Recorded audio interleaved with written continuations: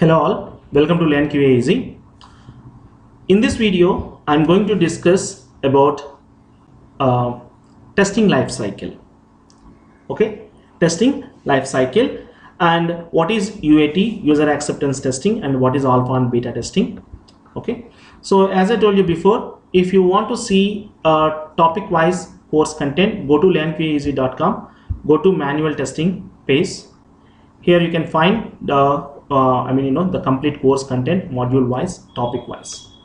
Okay, then testing life cycle.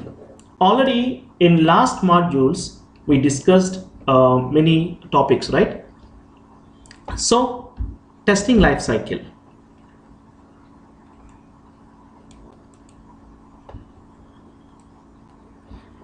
In first module number 1 we discussed SDLC, software development life cycle. This is called STLC. Guys, observe the difference. Software development life cycle is different, software testing life cycle is different. Okay, so STLC is part of SDLC. In the testing phase we are following this software testing life cycle.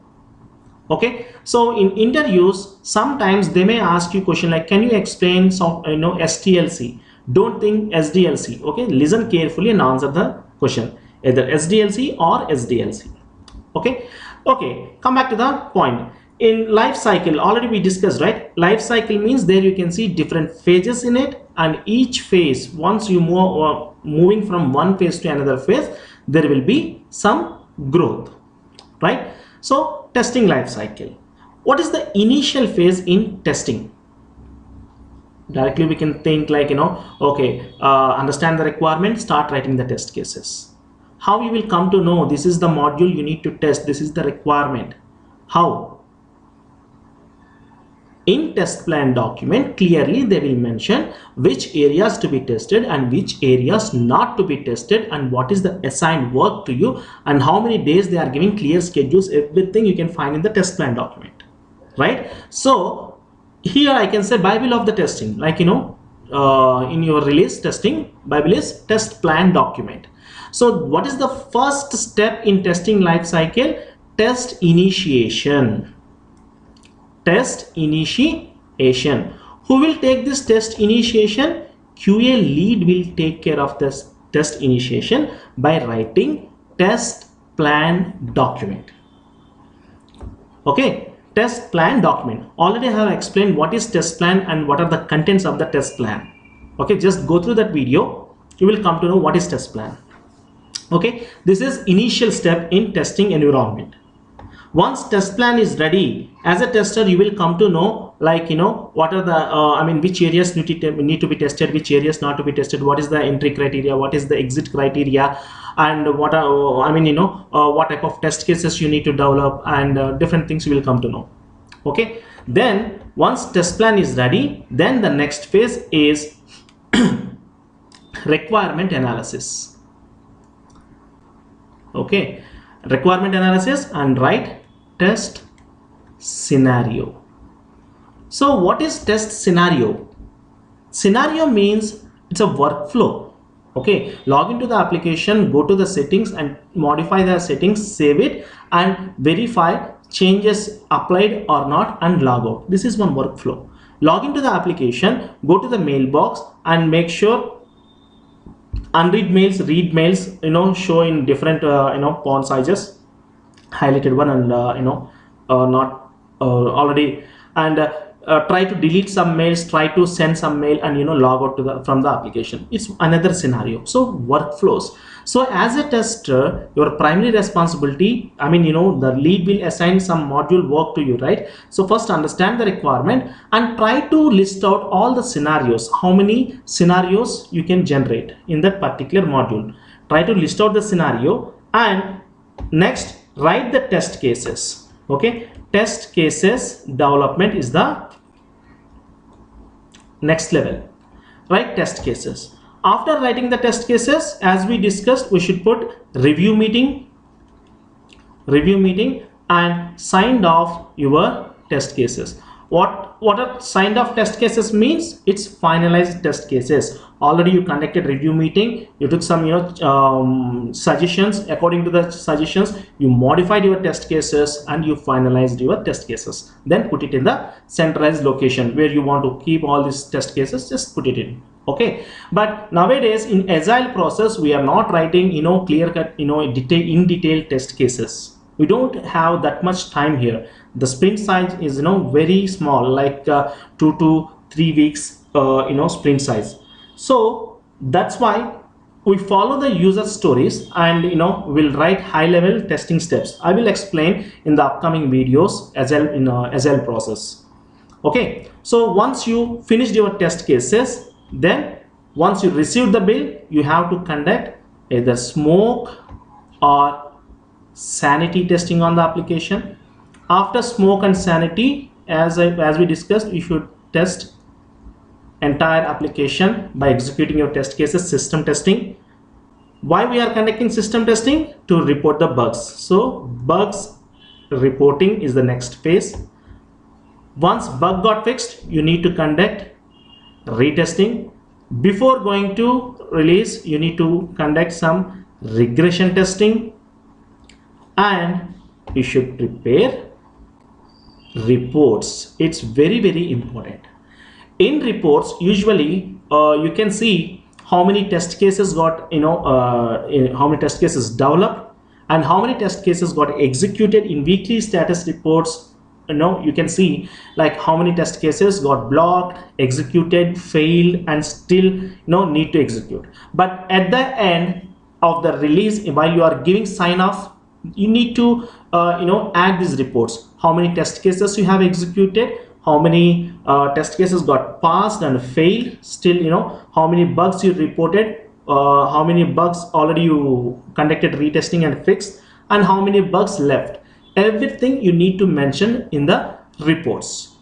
Okay, once reports is ready, once we met the exit criteria, we can sign off the testing.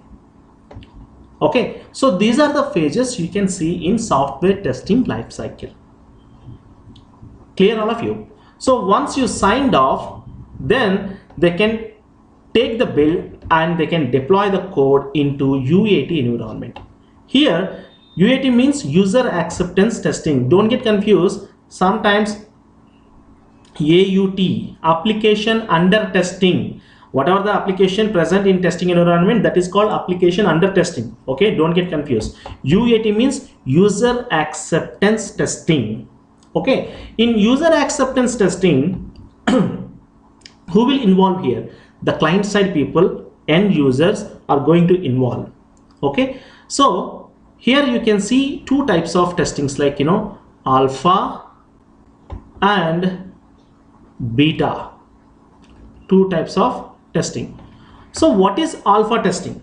Usually, for example, what is product and what is project?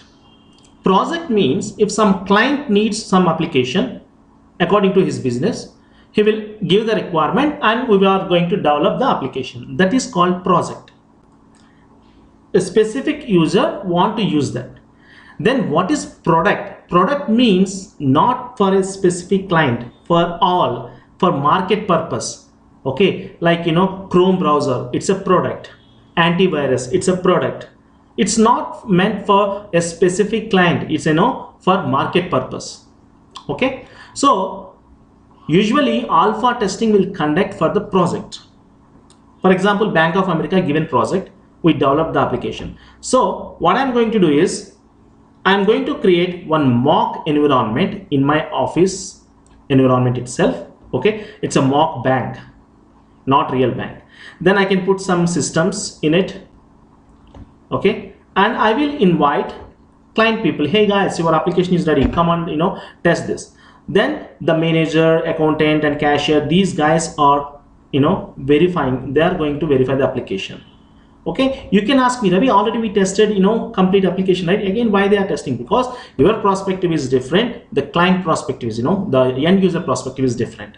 So that's why we are giving this application to the end users. Those guys verify your application. They do daily, whatever the transactions they are doing daily, they can do their transactions in application. If they found some issues, they need some changes in it, immediately they report it to the project manager.